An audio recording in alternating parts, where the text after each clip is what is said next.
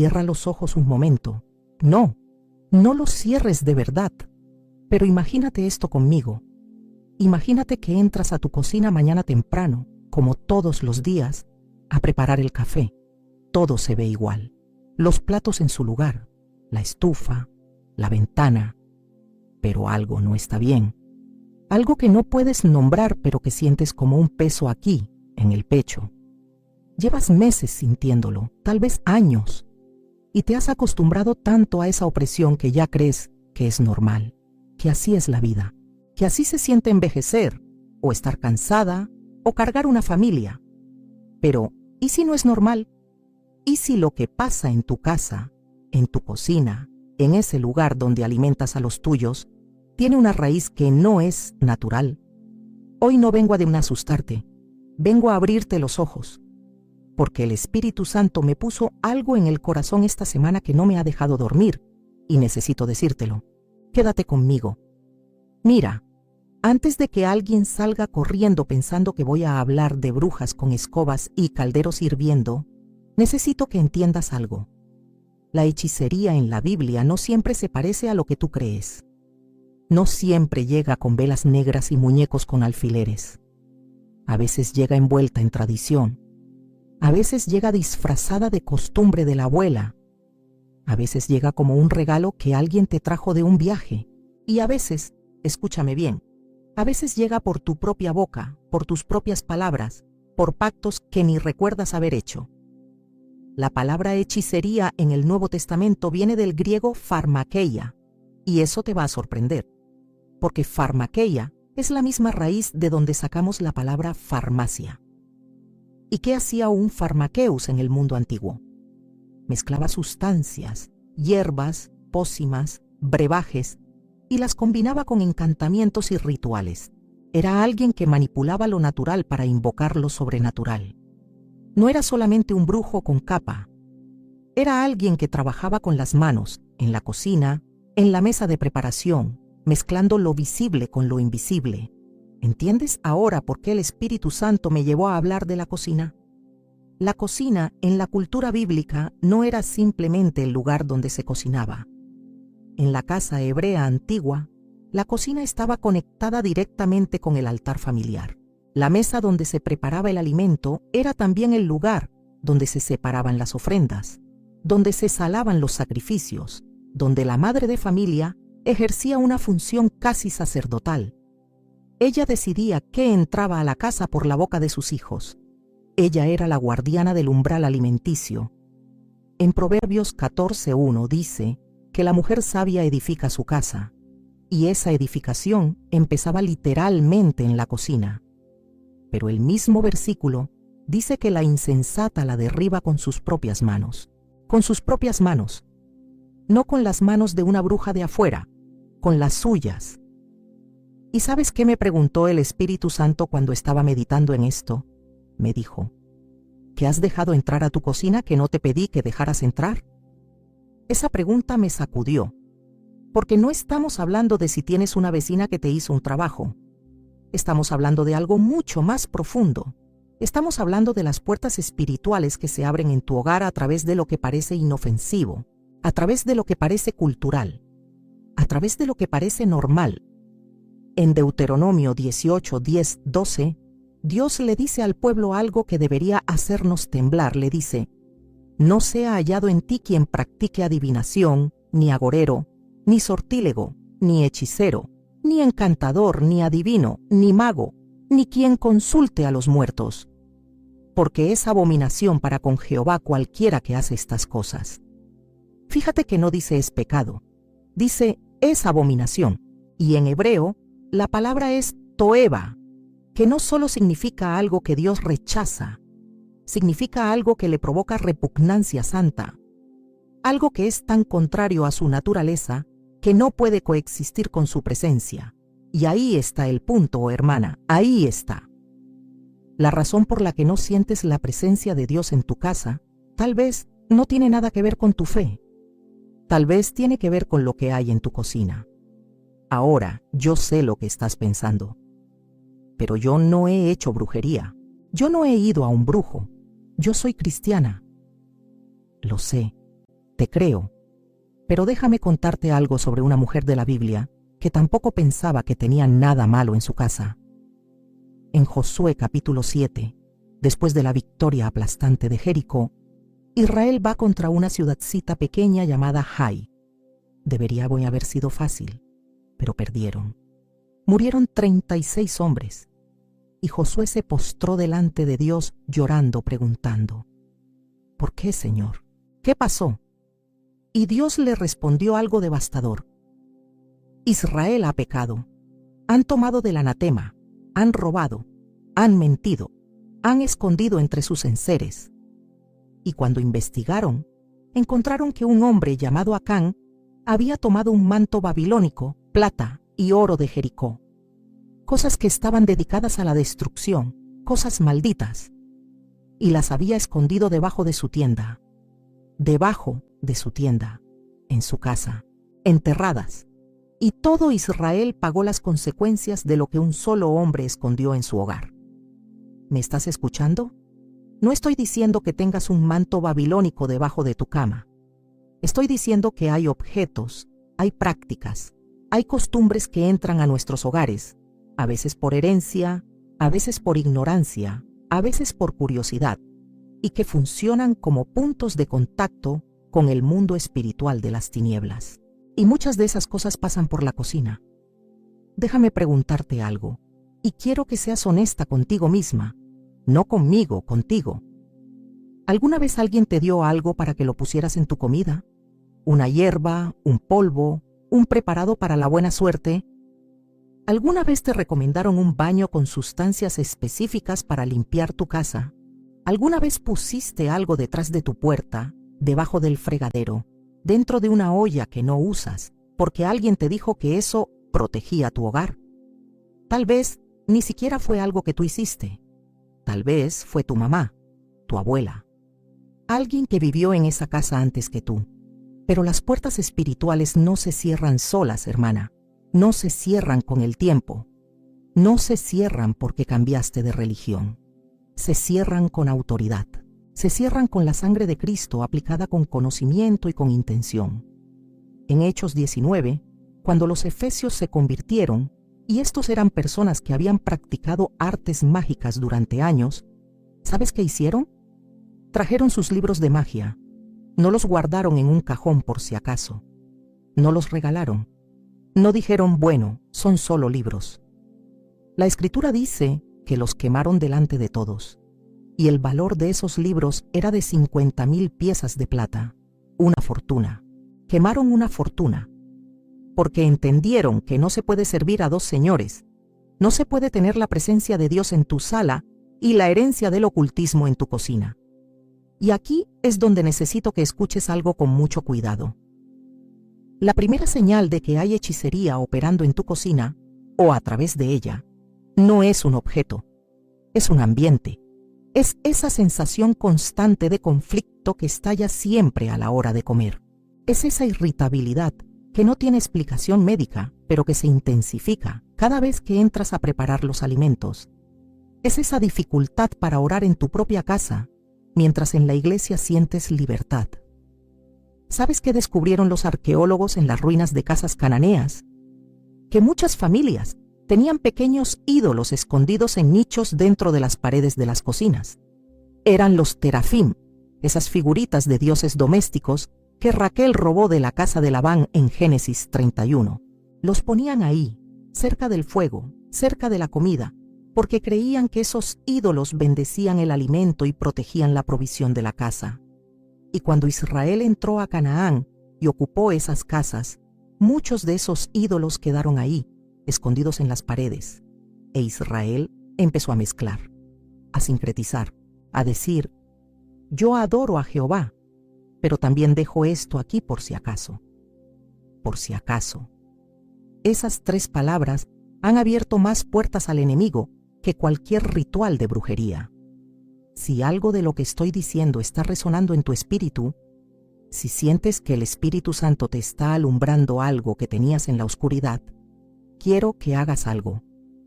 Escríbeme en los comentarios de dónde me estás escuchando, tu ciudad, tu país. porque lo que está pasando aquí no es casualidad. No llegaste a este video por accidente. Y yo quiero saber desde qué rincón del mundo el Espíritu Santo está moviendo corazones en este mismo instante. La segunda cosa que necesitas entender, y esto va a sacudir a más de una, es que la hechicería no siempre viene de afuera. A veces la hechicería que contamina tu cocina salió de tu propia boca. Yo sé que eso suena fuerte, pero quédate conmigo.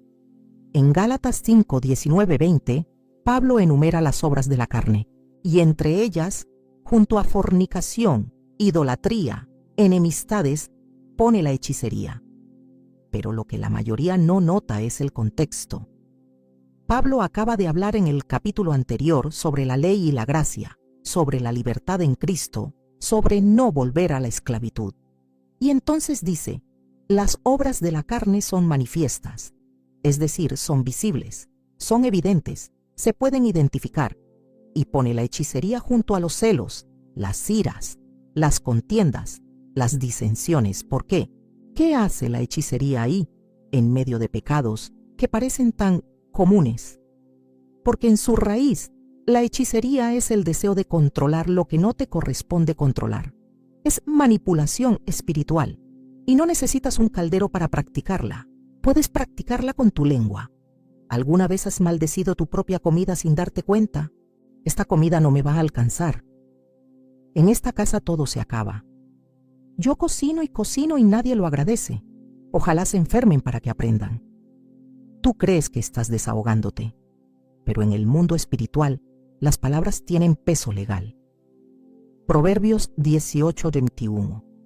No es una metáfora bonita para poner en un cuadro. La muerte y la vida están en poder de la lengua. Eso es una ley espiritual. Y tu cocina ha escuchado tus maldiciones más que cualquier otro lugar de tu casa. Porque es ahí donde estás sola. Es ahí donde nadie te ve. Es ahí donde sueltas lo que no sueltas en público. ¿Sabes qué me detuvo en seco esta semana? Estaba leyendo en Números, capítulo 5, ese pasaje que casi nadie predica, el ritual de los celos. Cuando un esposo sospechaba que su esposa había sido infiel, la llevaba al sacerdote. Y el sacerdote tomaba agua santa en un vaso de barro, tomaba polvo del suelo del tabernáculo y lo mezclaba con el agua. Luego escribía maldiciones en un pergamino y las lavaba dentro de esa agua. Y la mujer tenía que beber esa mezcla. Si era culpable, su vientre se hinchaba y quedaba estéril. Si era inocente, quedaba libre y podía concebir. Es un pasaje difícil, incómodo. Pero, ¿sabes qué me mostró el Espíritu Santo ahí?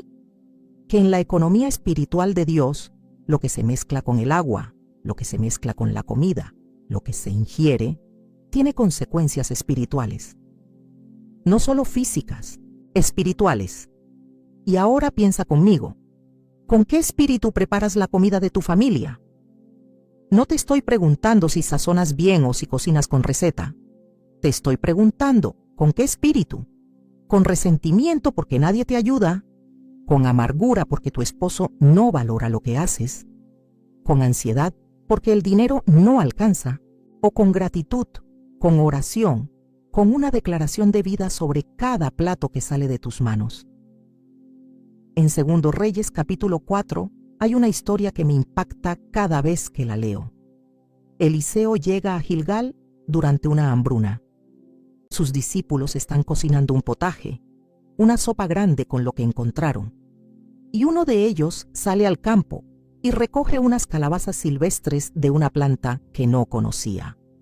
Las corta, las echa en la olla, y cuando empiezan a comer gritan: ¡Hombre de Dios, hay muerte en la olla! ¡Hay muerte en la olla! Quiero que esa frase se te quede grabada, porque no fue veneno intencional. Nadie quería matar a nadie. Fue ignorancia. Alguien recogió algo que no conocía, algo que parecía inofensivo, algo que crecía en el campo como cualquier otra planta, y lo echó en la comida. Y esa ignorancia introdujo muerte donde debía haber provisión. ¿Y qué hizo Eliseo? Dijo: traigan harina. Echó harina en la olla, y la muerte se neutralizó. Ahora en la tipología bíblica, La harina de trigo molida representa la palabra de Dios procesada, triturada, hecha práctica para el consumo diario. No es el trigo entero que se guarda en el granero, es la palabra que ya fue quebrada, que ya pasó por el proceso del sufrimiento y la obediencia, y que ahora puede alimentar. Cuando Eliseo echó harina en la olla, estaba echando la palabra viva en medio de la contaminación, y la contaminación tuvo que ceder. Hermana, ¿cuánta harina estás echando en tu olla? ¿Cuánta palabra de Dios está entrando en tu cocina? No me refiero al versículo que tienes pegado en el refrigerador que ya ni lees. Me refiero a si declaras la palabra sobre tu casa, si oras antes de cocinar.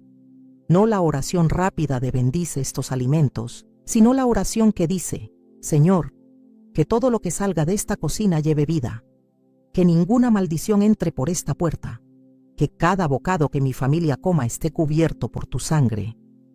Eso no es superstición, eso es autoridad espiritual. Hay una diferencia abismal entre las dos. La superstición dice, hago esto para que no me pase nada malo. La autoridad dice, Cristo ya venció y yo declaro su victoria sobre mi hogar.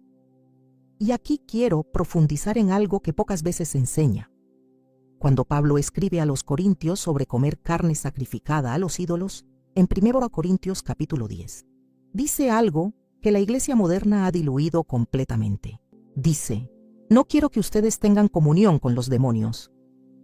Y usa la palabra koinonia, que es la misma palabra que se usa para la comunión del cuerpo y la sangre de Cristo. Pablo está diciendo que así como hay una mesa del Señor donde participamos de su presencia a través de los elementos, hay una mesa de demonios donde se participa de presencias oscuras a través de lo que se come, de lo que se ofrece, de lo que se consagra. No pueden beber la copa del Señor y la copa de los demonios. No pueden participar de la mesa del Señor y de la mesa de los demonios. 1 Corintios 10:21. Tu mesa es un altar. Tu cocina es un lugar de consagración. La pregunta es, ¿a quién está consagrada? ¿Y sabes qué es lo más peligroso?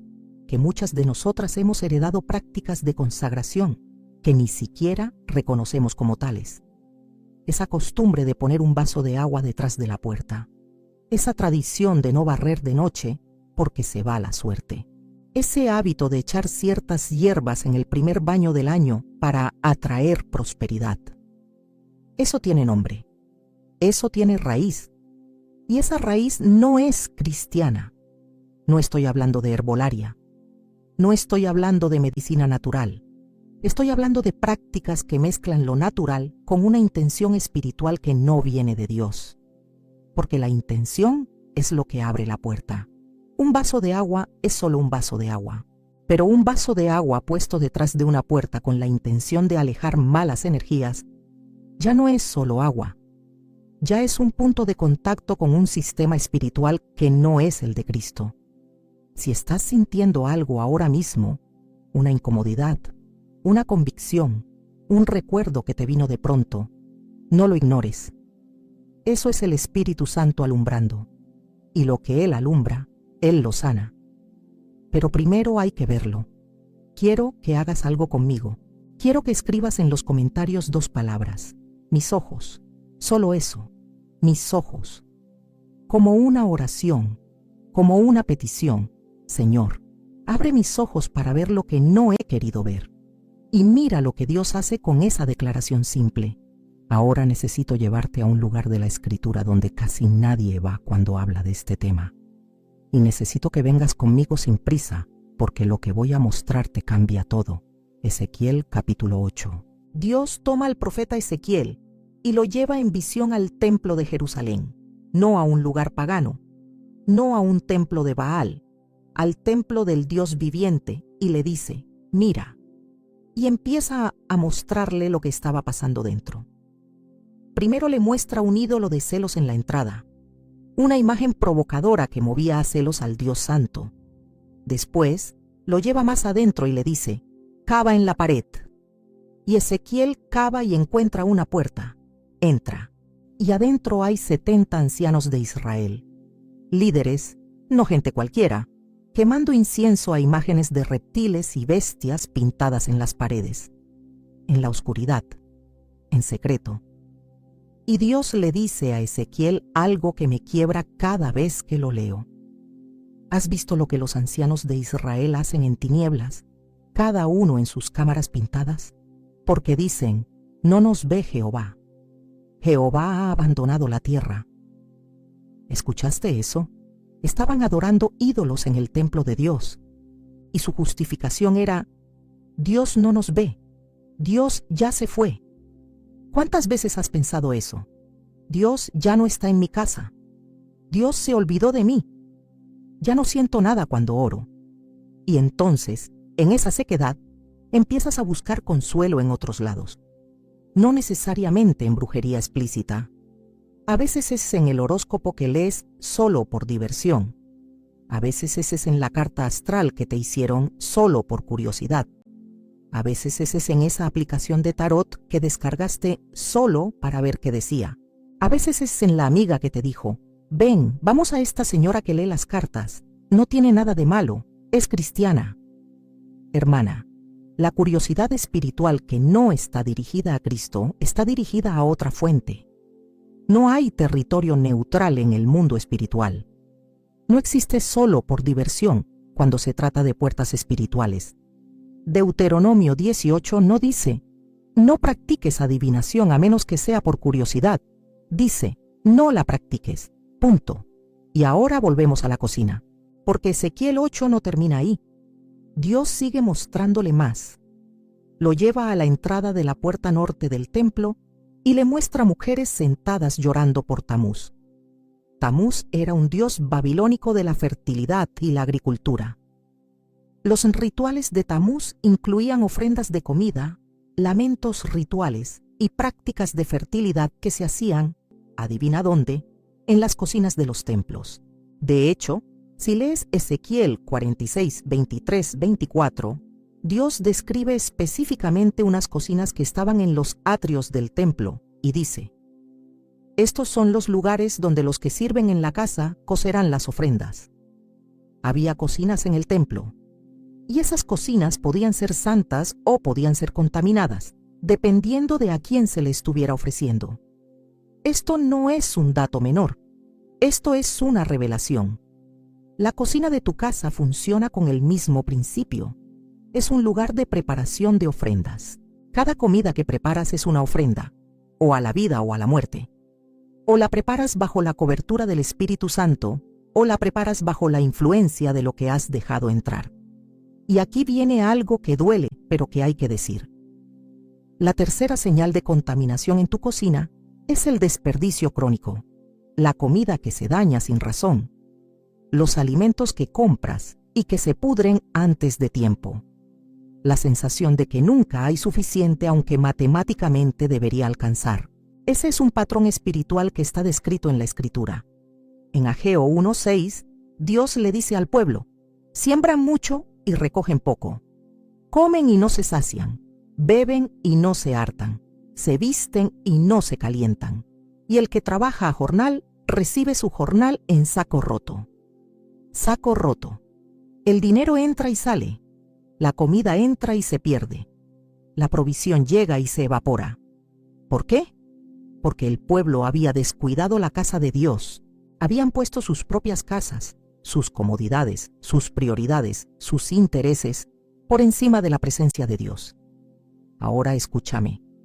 No estoy diciendo que si se te pudrió un tomate tienes un demonio en la cocina. No seamos absurdos. Pero sí te estoy preguntando, ¿hay un patrón? ¿Es algo constante? ¿Hay una sensación persistente de escasez que no se explica con tus ingresos? Porque eso puede ser una señal de que algo espiritual está operando para devorar tu provisión. Malaquías 3:11 dice, reprenderé también por vosotros al devorador, y no os destruirá el fruto de la tierra. Eso implica que hay un devorador, algo que consume, algo que destruye el fruto. Y Dios dice, yo lo reprendo. Pero hay una condición. Esa condición está en el versículo anterior. Fidelidad, obediencia, traer los diezmos al alfolí para que haya alimento en la casa de Dios, no como transacción comercial, como acto de confianza, como declaración de que Él es tu proveedor y no tu salario, no tu esposo, no el gobierno, no tu esfuerzo. ¿Puedo ser honesta contigo? A veces la hechicería en nuestra cocina no es algo que alguien nos hizo. A veces es algo que nosotras permitimos al dejar de confiar en Dios como nuestra fuente. Cuando empezamos a operar desde la ansiedad, en vez de desde la fe, cuando cada ida al supermercado es un acto de temor en vez de un acto de administración confiada, cuando vivimos calculando la escasez en vez de declarando la provisión, estamos funcionando con la misma lógica que los pueblos paganos que hacían rituales de fertilidad para asegurar sus cosechas. Estamos diciendo en esencia, Dios no es suficiente, necesito otra cosa. Y el Espíritu Santo me dice que hay alguien escuchando esto ahora mismo que habéis estado funcionando así durante años. Has sobrevivido. Has sacado adelante a tu familia, pero lo has hecho con tus propias fuerzas, con tus propias estrategias, con tu propia astucia, y el precio ha sido un agotamiento del alma que ningún descanso alivia. Porque cuando tú tomas el lugar de Dios como proveedora de tu casa, cargas un peso que no te corresponde. Y ese peso te está matando por dentro. Suéltalo. No te estoy diciendo que dejes de trabajar. Te estoy diciendo que dejes de llevar el peso solo tú. Que devuelvas la corona al Rey. Que cada vez que entres a tu cocina, lo primero que salga de tu boca no sea una queja, sino una declaración. Jehová Jireh, tú eres mi proveedor. Lo que hay aquí es suficiente porque tú lo multiplicaste. Quiero contarte algo que me marcó profundamente. Hace años estaba leyendo sobre las costumbres de las mujeres en la iglesia primitiva. Las primeras cristianas, las que se reunían en casas, las que arriesgaban su vida por seguir a Jesús. Y descubrí algo hermoso y al mismo tiempo confrontante. Esas mujeres, cuando preparaban el pan para la cena del Señor, porque la comunión se hacía en las casas, no en catedrales, oraban sobre la masa. No era solo amasar y hornear, era un acto de consagración. Cantaban salmos mientras preparaban el pan, declaraban la muerte y resurrección de Cristo mientras trabajaban con sus manos. El proceso de hacer el pan era en sí mismo un acto de adoración. No separaban lo sagrado de lo doméstico. Para ellas, la cocina era un santuario. ¿Y nosotras? Nosotras cocinamos con la telenovela de fondo. Cocinamos escuchando chismes por teléfono. Cocinamos maldiciendo el tráfico, el clima, al marido, a la suegra. Y después nos preguntamos por qué no hay paz en la mesa. Hay una cuarta señal que necesitas reconocer, y es la más sutil de todas. La división constante que surge alrededor de la mesa. Las peleas que siempre explotan a la hora de comer. Los conflictos que nacen en la cocina. La tensión que aparece cada vez que la familia se sienta junta a comer. En el Salmo 133, David dice: Mirad cuán bueno y cuán delicioso es habitar los hermanos juntos en armonía. Y después usa una imagen sorprendente. Lo compara con el aceite que descendió sobre la cabeza de Aarón. Ese aceite era el aceite de la unción sacerdotal y se preparaba con una receta específica que Dios dio en Éxodo 30. Mirra, canela aromática, cálamo aromático, casia y aceite de oliva. Dios dio una receta, como un chef divino, y dijo: Este aceite es santo, no lo usen para otra cosa, no lo reproduzcan para uso común. La unción de Dios no se mezcla, no se diluye, no se falsifica. Y cuando David dice que la unidad entre hermanos es como ese aceite, está diciendo que la armonía familiar es algo sagrado, algo que tiene una receta divina, algo que no se puede fabricar artificialmente. No puedes obligar a tu familia a estar en paz. No puedes manipular la unidad. La unidad verdadera desciende, como el aceite sobre Aarón, de arriba hacia abajo. Viene de Dios. Pero cuando hay contaminación espiritual en el hogar, la unidad es lo primero que se rompe. Porque el enemigo sabe que una familia unida en oración es invencible. Una mesa donde hay gratitud, donde hay bendición, donde hay paz, esa es una mesa que el infierno no puede tocar. Por eso ataca ahí. Por eso las peleas más fuertes de tu matrimonio probablemente han sido en la cocina o a la hora de comer. ¿Te ha pasado? Que preparaste algo con esfuerzo y amor y en vez de gratitud recibiste críticas. Que la cena terminó en gritos. Que tus hijos pelean específicamente a la hora de sentarse a la mesa. No normalices eso. No lo atribuyas a así es mi familia. Pregúntate si hay algo más operando. En 1 Samuel 16, cuando el espíritu malo atormentaba a Saúl, la Escritura describe momentos de paz y momentos de opresión. Y muchos estudiosos señalan que los episodios de ira de Saúl frecuentemente ocurrían durante banquetes y comidas. En 1 Samuel 20 es durante una cena, la cena de la luna nueva, que Saúl explota en ira contra Jonatán y lanza una lanza contra él, en una mesa, durante una comida que se suponía que era una celebración. La quinta señal de que algo está operando en tu cocina tiene que ver con la enfermedad recurrente sin diagnóstico claro. Y necesito ser muy cuidadosa aquí, porque no quiero que nadie deje de ir al médico. Ve al médico. Hazle caso a tu doctor. Tómate tus medicinas. Pero también presta atención a esto.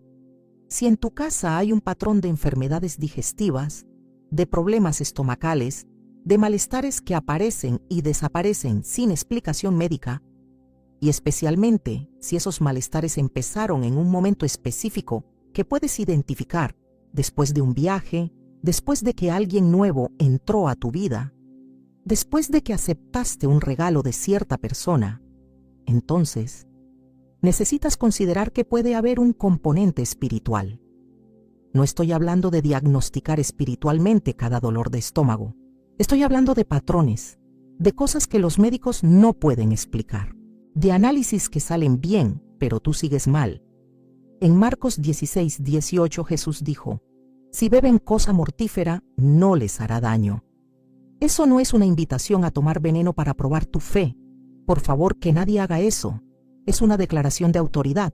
Es Jesús diciendo que sus hijos tienen protección sobrenatural contra lo que se ingiere con intención maligna. Pero esa protección opera en el contexto de la fe activa, de la oración constante, de la cobertura espiritual sobre tu hogar. Sé que esto es mucho. Sé que tal vez estás procesando cosas que nunca habías considerado y por eso quiero hacer algo.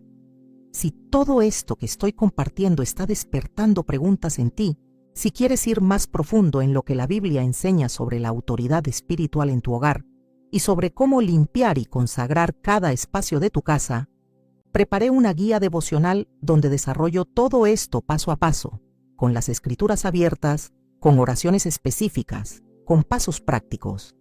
La encuentras en el enlace aquí abajo, en la descripción o en el comentario fijado. Es un recurso para que no te quedes solo con la emoción de hoy, sino que puedas caminar este proceso con profundidad. Ven conmigo a un momento en la vida de Jesús que casi nunca conectamos con este tema. Lucas capítulo 10. Jesús envía a 70 discípulos de 2 en 2 a las ciudades donde él iba a ir. Y les da instrucciones específicas. Les dice: en cualquier casa donde entren, primeramente digan: paz sea a esta casa. Y si hubiera allí algún hijo de paz, su paz reposará sobre él, y si no, se volverá a ustedes. ¿Captaste lo que acaba de decir? La paz que tú declaras sobre una casa puede reposar sobre ella o puede regresar a ti vacía.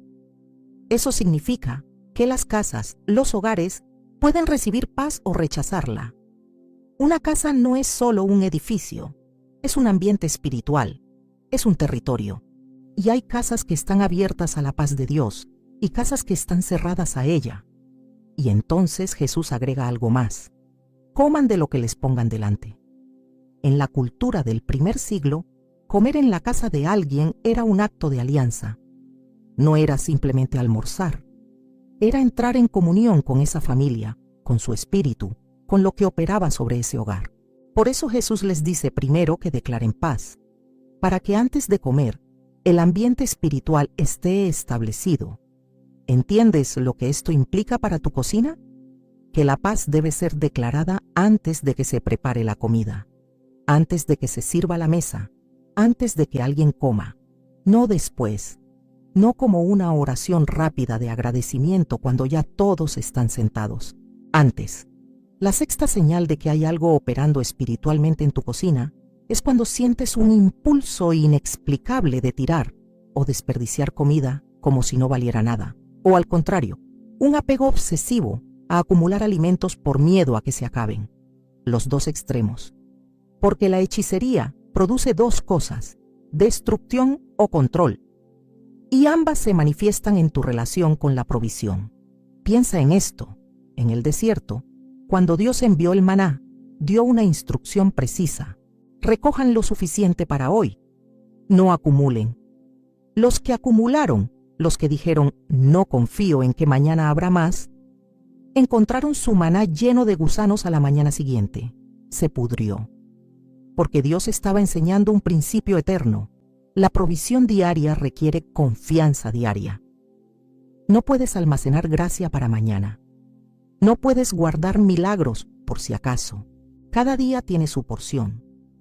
Pero cuando hay una raíz de hechicería o de ocultismo operando en un hogar, ese principio se distorsiona. O vives en terror de que se acabe, comprando compulsivamente, acumulando, llenando la despensa desde el miedo, o vives despreciando lo que tienes, tirando comida como si no fuera valiosa, como si la provisión de Dios no mereciera respeto. Ninguna de las dos es fe. Las dos son manifestaciones de un corazón que no está descansando en Dios. Y aquí necesito hacer una pausa y hablar de algo delicado. La séptima señal. Hay casas donde ciertas personas llegan de visita y traen cosas, traen comida, traen regalos para la cocina, traen plantas para poner en la ventana de la cocina, traen aceites, inciensos, preparados naturales. Y después de cada visita de esa persona, algo cambia en tu casa. La atmósfera se pone pesada. Las discusiones aumentan. Los niños se enferman. Tú no puedes dormir. No estoy diciendo que toda persona que te regala algo es una bruja, no. Pero sí te estoy diciendo que prestes atención. Porque en el mundo espiritual, los objetos pueden ser portadores de asignación, no por el objeto en sí. Un plato es un plato, una taza es una taza, sino por lo que fue hecho sobre ese objeto antes de llegar a tus manos. En Deuteronomio 7, 25, 26, Dios dice algo escalofriante. Las esculturas de sus dioses quemarás en el fuego. No codiciarás la plata ni el oro que hay sobre ellas para tomarlo para ti, para que no tropieces en ello, pues es abominación a Jehová tu Dios. Y no traerás cosa abominable a tu casa, para que no seas anatema como ella. La palabra que usa aquí para anatema es cherem, que significa algo consagrado a la destrucción. Dios está diciendo, si traes a tu casa algo que está dedicado a otros dioses, tú misma te conviertes en blanco de destrucción, no porque Dios quiera destruirte, sino porque te estás poniendo bajo una jurisdicción espiritual que no te pertenece. ¿Y sabes dónde terminaban muchos de esos objetos en las casas antiguas? Cerca del fuego, cerca de la comida, en la cocina. Yo no puedo hacer nada por ti, hermana. No tengo poder para romper nada sobre tu vida. Pero Él puede hacer todo. Y Él está aquí, ahora mismo. El Espíritu Santo está aquí, en este momento, mientras escuchas esto, y está poniendo su dedo sobre cosas que necesitan salir de tu casa. La octava señal, y esta es profunda, es cuando el acto de cocinar se ha convertido para ti en un castigo en vez de un ministerio. Cuando entras a la cocina con resentimiento, cuando odias ese espacio, cuando sientes que ese lugar te roba la vida en vez de darte propósito. Porque déjame decirte algo, la cocina en el diseño original de Dios es un lugar de ministerio. La palabra ministerio viene del latín ministerium, que significa servicio. Y servir alimento a tu familia es uno de los actos más sagrados que puedes realizar. Jesús mismo cocinó. Después de la resurrección, en Juan 21, los discípulos lo encontraron en la playa con pescado asado sobre carbones encendidos y pan. Jesús cocinó para ellos. El Rey del universo preparó el desayuno para un grupo de pescadores cansados y confundidos. Si cocinar fuera algo bajo, algo indigno, algo de segunda clase, Jesús no lo habría hecho, pero lo hizo. Porque alimentar a otros es un acto de amor que refleja el corazón del Padre. Entonces, si tú has llegado a un punto donde cocinar te produce repulsión, donde ese espacio te enferma emocionalmente, donde sientes una opresión específica y localizada cada vez que entras ahí, necesitas preguntarte qué pasó. ¿Cuándo empezó? ¿Hubo un evento? ¿Hubo una persona? ¿Hubo un objeto que entró? Porque la opresión no nace de la nada. Siempre tiene un punto de entrada. Si lo que estás escuchando te está confrontando de una manera que no esperabas, si sientes que el Espíritu Santo está tocando algo profundo en ti, quiero pedirte que compartas este video con alguien. Hay una mujer que necesita escuchar esto. Tal vez es tu hermana, tu vecina, tu amiga de la iglesia. Tú sabes quién es. Ella lleva tiempo sintiendo que algo no está bien en su casa y no sabe cómo nombrarlo. Envíale este video ahora, no mañana, ahora, porque lo que el Espíritu Santo hace en el momento correcto no puede esperar. La novena señal es tal vez la más inesperada de todas. Y necesito que me prestes toda tu atención porque esto cambia la manera en que miras tu casa. La novena señal es la desaparición de la gratitud. Cuando nadie en tu casa agradece la comida, cuando todo se come sin reconocimiento, cuando el alimento llega a la mesa y se consume como si fuera un derecho automático, sin ningún sentido de que detrás de cada plato hay una mano que trabajó, un Dios que proveyó y una gracia que no merecemos. Eso te puede sonar como un problema de educación, pero es mucho más que eso. En Romanos 1:21, Pablo describe la espiral descendente de la humanidad que se apartó de Dios. ¿Y sabes cuál es el primer paso de esa caída? Porque habiendo conocido a Dios, no le glorificaron como a Dios, ni le dieron gracias. La ingratitud es el primer peldaño hacia la oscuridad. No el último, el primero. Antes del pecado sexual, antes de la idolatría explícita, antes de la maldad manifiesta, viene la ingratitud. Viene el dar por sentado lo que Dios da. Y cuando una casa pierde la gratitud, pierde la protección. Porque la gratitud es una forma de adoración. Y la adoración mantiene la presencia de Dios activa sobre un hogar. Cuando dejas de agradecer, no es que Dios se enoje y se vaya. Es que estás desconectándote de la frecuencia donde su presencia opera. Es como apagar la radio y después quejarte de que no hay mirgoceto, hay música. La gratitud en la mesa no es un formalismo. No es el Señor, bendice estos alimentos que repites como loro mientras los niños ya están comiendo. Es un estilo de vida. Es mirar un plato de arroz con frijoles y decir con todo tu corazón, esto es más de lo que merezco. Gracias, Padre. Es enseñarles a tus hijos que cada bocado es evidencia de que Dios está vivo y activo en su provisión. En 1 Timoteo 4:4-5, Pablo escribe algo que parece simple pero es enormemente profundo, porque todo lo que Dios creó es bueno y nada es de desecharse si se toma con acción de gracias, porque por la palabra de Dios y por la oración es santificado. ¿Leíste eso? El alimento es santificado, es decir, apartado, purificado, consagrado, por la palabra de Dios y la oración. Eso significa que tu oración sobre la comida no es un ritual vacío, es un acto de consagración real. Estás santificando lo que va a entrar al cuerpo de tu familia. Y a la inversa, cuando no hay oración, cuando no hay palabra, cuando no hay gratitud, ese alimento entra sin cobertura, sin consagración, desnudo espiritualmente. Ahora quiero que conectes algo conmigo. ¿Recuerdas a Elías? Después de su victoria más grande, el enfrentamiento en el Monte Carmelo contra los profetas de Baal, cayó en una depresión tan profunda que quería morirse. Se sentó debajo de un enebro y le pidió a Dios que le quitara la vida. ¿Y sabes qué fue lo primero que Dios hizo? No le predicó un sermón, No le dijo, ten más fe. Le mandó un ángel con comida. Primero Reyes 19, 5, 8. Un ángel lo tocó y le dijo, levántate, come. Y había junto a él una torta cocida sobre piedras calientes y una vasija de agua. Comió, bebió y volvió a dormirse. Y el ángel lo tocó por segunda vez y le dijo, levántate, come, porque largo camino te resta.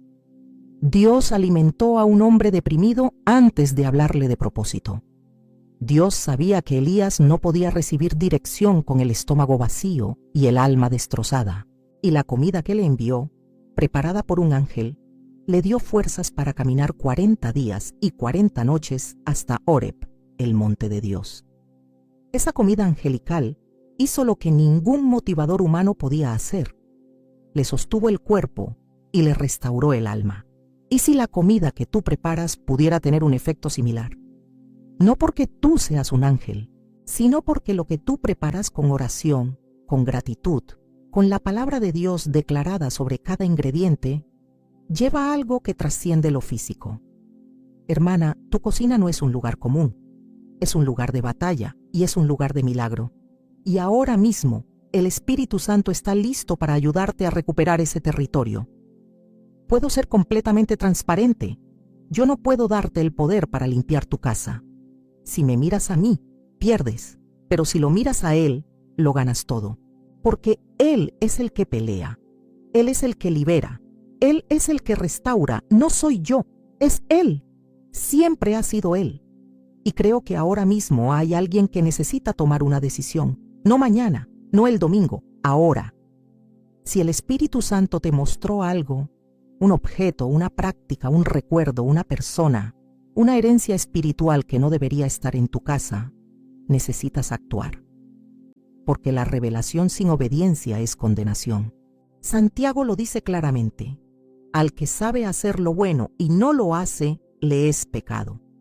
Si el Espíritu Santo está hablando a tu corazón con lo que acabas de escuchar, dale like a este video. No por mí, no por el algoritmo, porque es tu manera de levantar la mano delante de Dios y decir: Señor, yo recibí esto y voy a obedecer. Ahora necesito pastorearte, porque todo lo que hemos hablado puede dejarte con miedo si no lo equilibramos con la verdad completa. Y la verdad completa incluye esto: mayor es el que está en ti que el que está en el mundo. Escucha eso otra vez. Mayor es Él. Mayor, no igual, no un poquito más grande. ¿Mayor? Juan 4:4. No es un versículo para tarjetas bonitas. Es una declaración de jerarquía cósmica. El Espíritu Santo que habita en ti es más poderoso que cualquier espíritu de hechicería, cualquier maldición generacional, cualquier objeto contaminado, cualquier herencia oculta. No hay competencia, no hay duda, no hay tal vez. El problema nunca ha sido que el enemigo sea demasiado fuerte. El problema ha sido que no sabíamos que teníamos autoridad. Es como si tuvieras una espada y nunca la hubieras sacado de la funda. La espada está ahí, el poder está ahí, pero si no la usas, de nada sirve tenerla. En Lucas 10:19, Jesús les dijo a los 70 que regresaron asombrados de que los demonios se les sujetaban. He aquí os doy potestad de hollar serpientes y escorpiones, y sobre toda fuerza del enemigo, y nada os dañará. Esa potestad, esa exousia en griego, que significa autoridad delegada, poder legal para actuar en nombre de otro, es tuya. No es una promesa futura, es un derecho presente. Cristo te la dio cuando te redimió con su sangre. Entonces, ¿qué haces ahora? ¿Cómo caminas esto de manera práctica? Lo primero, y esto es innegociable, es examinar tu cocina con ojos espirituales, no con paranoia, con discernimiento. No se trata de salir a tirar todo lo que haya en tu casa como si estuvieras loca. Se trata de pedirle al Espíritu Santo: muéstrame. Si hay algo aquí que no debería estar, muéstramelo. Y confiar en que Él te va a guiar, porque esa es su función. Jesús dijo en Juan 16:13 que el Espíritu de verdad nos guiaría a toda verdad. No aparte de la verdad, a toda verdad. incluyendo la verdad sobre lo que hay en tu propia casa. Lo segundo es arrepentirte de la ignorancia voluntaria, porque hay una diferencia entre no saber y no querer saber. Muchas de nosotras hemos sospechado durante años que algo no estaba bien, pero preferimos no investigar, preferimos no preguntar, preferimos mirar para otro lado, y Dios, en su misericordia, nos ha sostenido. Pero la misericordia que sostiene no es la misma que la obediencia que libera. Una te mantiene con vida, la otra te da vida en abundancia. En Oseas 4:6 Dios dice: mi pueblo fue destruido porque le faltó conocimiento. Y fíjate que no dice porque le faltó fe, ni porque le faltó oración. Dice conocimiento, conocimiento de la verdad, conocimiento de lo que Dios demanda, conocimiento de lo que opera en las tinieblas, porque no puedes ejercer autoridad sobre lo que no identificas. No puedes atar lo que no ves. No puedes renunciar a lo que no reconoces. Lo tercero es hacer limpieza, literal, física, espiritual. Caminar por tu cocina con tu Biblia abierta, no como un ritual supersticioso, sino como un acto de autoridad, y declarar sobre cada rincón: esta cocina pertenece al Señor Jesucristo.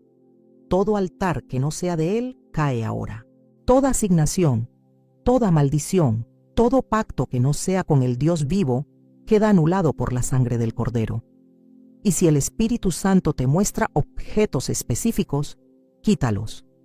No los regales, no los vendas, destrúyelos, como los efesios quemaron sus libros.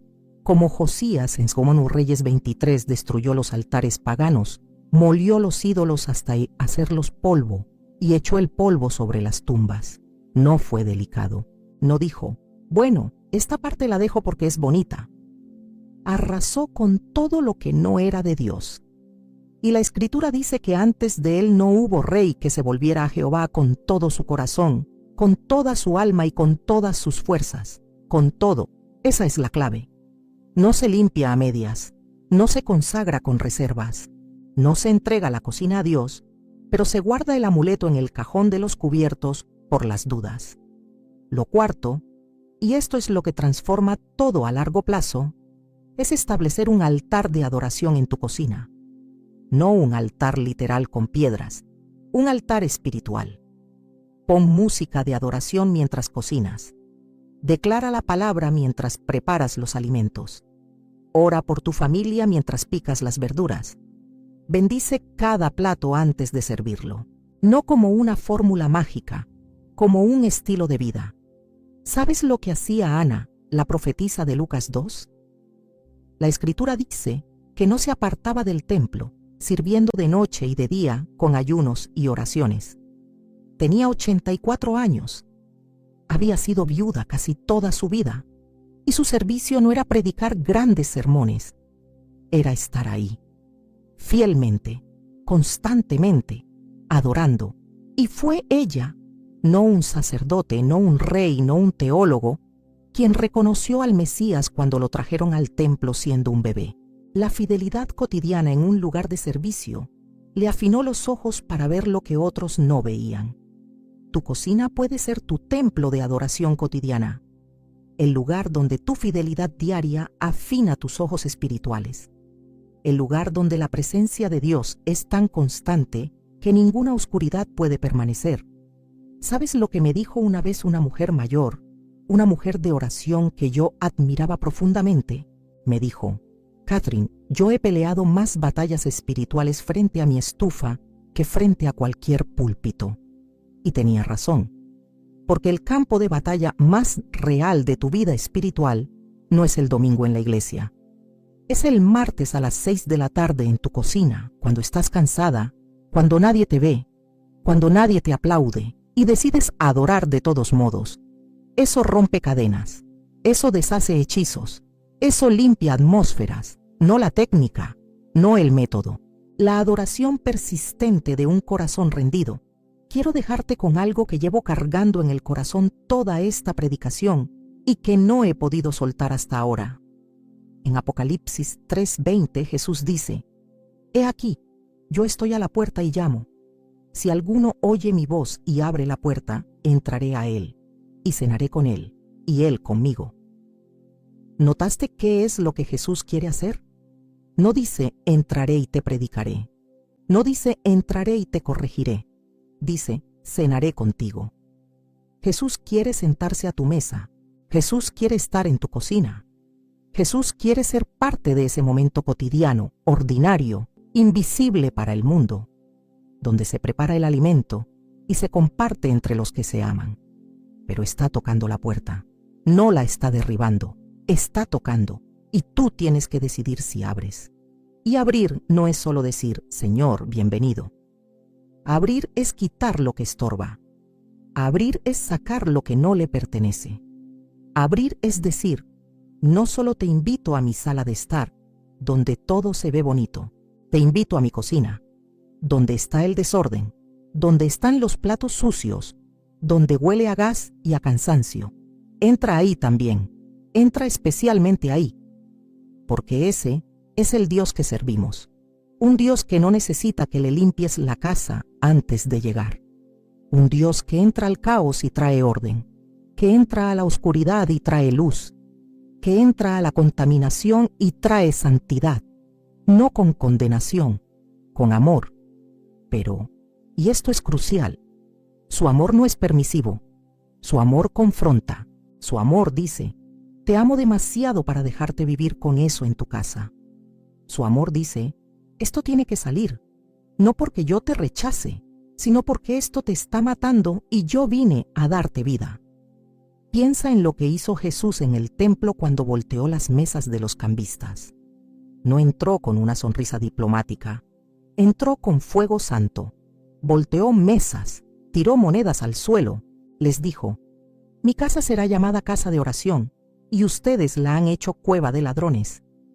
Esa misma pasión santa que limpió el templo de Jerusalén, quiere limpiar el templo de tu hogar, pero necesita tu permiso, necesita tu cooperación, necesita tu obediencia. En Josué 24:15, Josué les pone a los israelitas una decisión delante del rostro.